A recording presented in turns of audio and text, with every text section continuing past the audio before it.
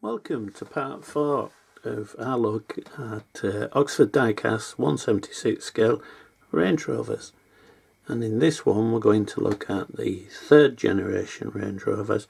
So we'll just get set up and we'll get straight into it. The Range Rover 4 models being released in 176.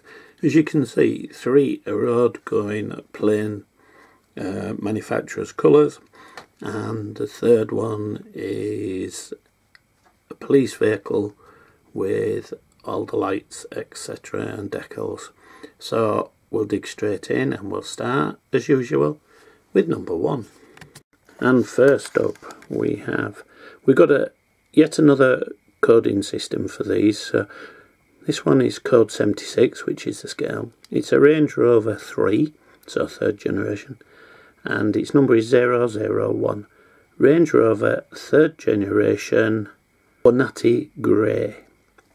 And where they get the names for these colours from, I'm not sure. We'll just unbox it and we'll be back in a sec. Right, that lid came off really super easy on this one. It's a fairly light grey, is this.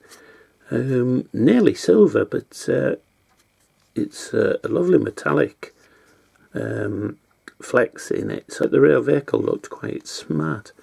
Coming around the front, we've got the usual Range Rover face with 3rd generation mods to it, and it still has the Range Rover classic look, just updated for the times. Really nice set of wheels to it. All the interiors nicely picked out inside, and the black highlighted down the side. A classy vehicle, a really classy looking vehicle this, and yeah, I'm going to upset a lot of people as we get a bit further into this series, because that looks like a Range Rover. The later ones, where they've started to round the back off, the Range Rover Sports, I just don't like them, but doesn't mean to say that no less of a Range Rover. They just seem to have moved so far from the original idea of a Range Rover to be, well, I don't think you'd meet one of these coming the other way in a green lane. I know there's going to be somebody say, well, my mate uses one. Well, yeah, fair enough, probably. But no, I think the Range Rover's just escalated in cost, and it's far removed from what the classic certainly was. Anyway, I'll stop telling you my thoughts on the thing. You pays your money and you takes your choice at the end of the day. Right, let's move on to the next one. So we're going to 002 next, so we'll just get set up, back in a sec. Next up is this rather smart looking red version, and its code number is 76RR3002, and listing in the catalogue is Range Rover 3rd generation Alveston Red. And this is rather a nice red, to be honest. Whoa, win-win. Got a lid off. Right, this does look like a smart vehicle. It's got quite clean lines down the side of it, which I find quite pleasing to the eye. Finished off nicely in the colour scheme that the original, I presume, and I should imagine that they would have sold quite a few of these. We've swapped to a dark interior on this one. It's almost black, if not a charcoaly colour. Around the front, pretty much standard to the previous ones. These plain road going ones don't alter. There's no differences. It's just the body colour that changes, and in this case the interior. But number plate listed at the bottom.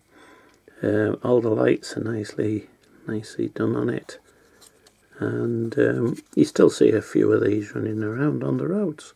Well, quite a few actually. But yeah, I think after the Classic, I think this and the P38s, they were the high time for the Range Rovers, for me anyway. Right, let's move on to the next.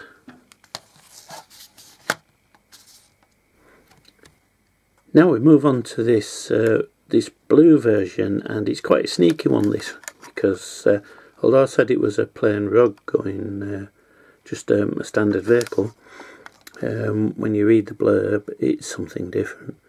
It's code 76RR3003, and it's a Range Rover 3rd generation Metropolitan Police. Now, to be fair, up in the north here we don't see a lot of these kicking around. These were mainly down around London. It's a branch of the police that dealt with high stakes crime. Often these could be seen escorting royalty, things like that around. Just unmarked vehicle to the outside. Everybody would assume it's just normal road going vehicles, but the blue strobe lights will be fitted somewhere in the grille, and often they'd have them to the rear. Have seen some later versions where they even had strobes fitted down the side. Presume siren fitted as well to aid them to get through the London traffic. I like the blue. It's I don't know if it's coming over on the camera, but that's a very nice blue. It doesn't give you the name of it, unfortunately, but yeah, that's a nice one. Number plate, as usual, down at the bottom. We reverted back to the white interior on this one, and really well produced model, this. Can't fault it in any way. Yeah, superb. So that's what you would get if you went for a Metropolitan Police Range Rover 3rd generation. So that's code 003. So we move on to the last of the current issues that they've done.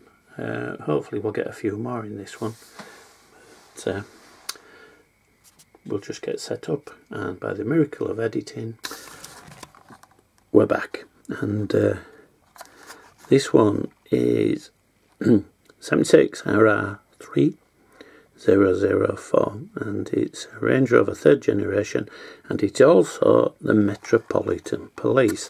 Now this is what you would see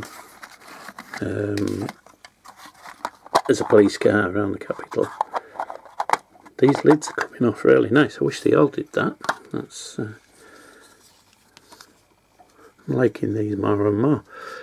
Right, as with a lot of police cars, especially in the capital, numbers which mean things to the helicopter support to identify which vehicle is on scene, or which vehicle they're tracking, etc. Striking livery down the side, which is typical of UK police. Not as fussy as some. Some police have really high vis markings to their vehicles, but nicely applied decals all round. Back to the black interior for this one, of course, and everything's really nicely done on it. Quite an expensive vehicle to be using as a police vehicle. I would have thought, given the price of Range Rovers. What we'll do is we'll just wind in a bit on this one so you can have a better look. There we are. A lot of police vehicles have gone on to silver as a main body colour. They always used to be white at one time, and then if you went really back in time they were black. But I think this is more to do with the vinyl wrapped, and when they come to dispose of the vehicles, where the vinyl wrapping's been, it doesn't show up as much when they remove it on silver as perhaps some of the white vehicles, which used to leave a shadow of what was there and made them difficult to dispose of. But to be fair, by the time these are disposed of, they've had a very, very hard life. They're often on the road 24 hours a day. One crew gets out and another one gets in, with just intervals for servicing and routine repairs. But that's it. That's the third generation of the Range Rover, and as I say, 4 to choose from, which I'm sure that'll get added to in the not too distant future. Right, we'll just set them back up for the finish. Right, that's, as I say, that's the third generation of the Range Rovers. I don't have any more in the collection. I didn't intend to go much further down the Range Rover route. However, I may take a look at the Vogue and do that. There are so many models that I want to buy, and at the end of the day it's storage, and you've got to draw the line somewhere. Now, if there's a lot of you out there saying, well, you know, that can we look at the other Range Rovers, then I'll either get some to do as a review, or I may just do one where we look at the catalogue images and just give you an idea of what's available and that. But it depends. I mean, if it's what people want. So I'm sure if there's some comments made either on the Facebook group or in the YouTube channel, we'll see where we go with that one. So for this series, we'll mark it as to be continued.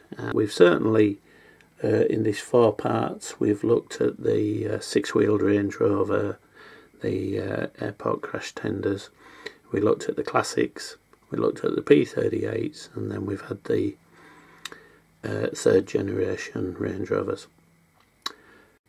What we're going to do next, I don't really know. I've got quite a few models that have arrived, and I'm going to be working out where we're going to go with them next. So if you're starting to get out a bit, which hopefully you are, clubs and swap meets are starting up again, and it's really nice to see them.